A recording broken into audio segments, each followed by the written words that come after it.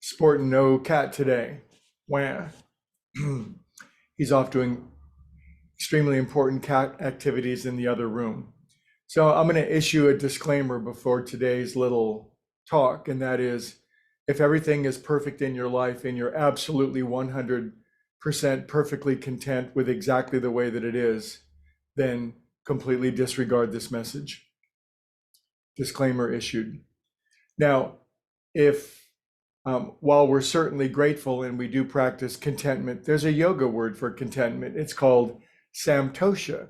Samtosha means acceptance, contentment, and a great deal of gratitude for exactly the way that it is right now. And we all know the radical importance of such a mindset of gratitude and contentment with exactly the way that it is right now.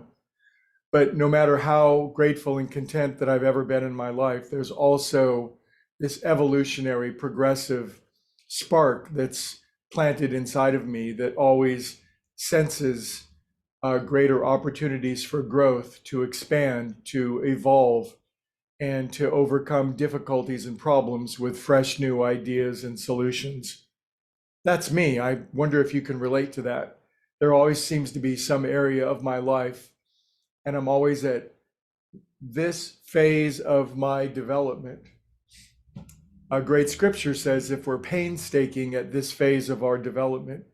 Now, one might think in reading that phase of that development is just a one-time thing.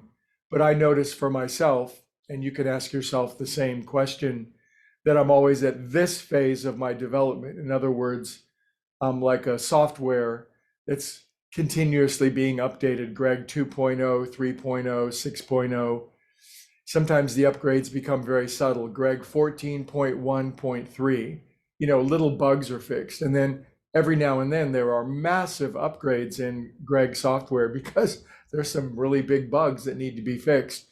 But when my software, when my mind, when my consciousness is improved with an update from the master software developer, so to speak, then there are great jumps. There are quantum leaps in satisfaction, fulfillment, contentment, joy, peace. And I always feel like that I'm on the precipice of the next iteration of that. So that's what I'm speaking of this week when I'm talking about enough is enough and finding where it is that we feel pinched or restricted. And this can be a worldly thing, like there's some capacity or ability or function that we know that we could do that we're not. And it could be a quality of consciousness that we know that we would like. We know that we would like deep serenity if we're anxious. We know that we would like to feel calm if we're afraid. We know that we would like to feel confident and a sense of safety and security if we have a gnawing sense of anxiety and fear inside of us. So we know if we are 100% fully developed at our current level. And I would bet that if you're listening to this, that you know that there are areas of your life. And for all of us, for one person, it's their money. For one person, it's their romance. For one person, it's their health. For another person, it's their understanding and wisdom. For another person, it's their temper. For another person, whatever it is, we know that it's time to grow. Now, here's an interesting thing. When we meditate, one of the reasons we meditate is to access great power. We're tapping in. When we meditate, we're plugging into an infinite power generator. And if we start having more and more power flowing through us, it's going to do one of two things. Consider this. Great power flowing through us is going to make our old software run more powerfully. In other words, great power will take our defects and distortions and make those stronger. Or we can take great power and we can point it toward the highest that we know.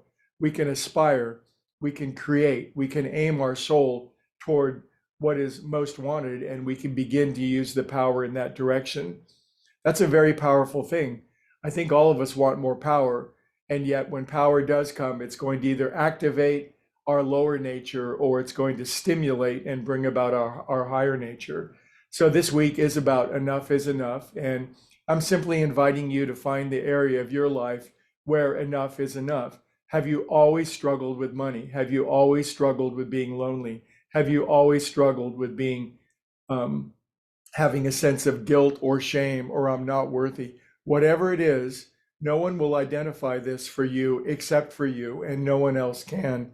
But you can go into the heart of your own heart and find what it is where you're most constricted, where your heart is crying and yearning for healing, for upgrade, for salvation, so to speak, or just a massive improvement, and say, enough is enough.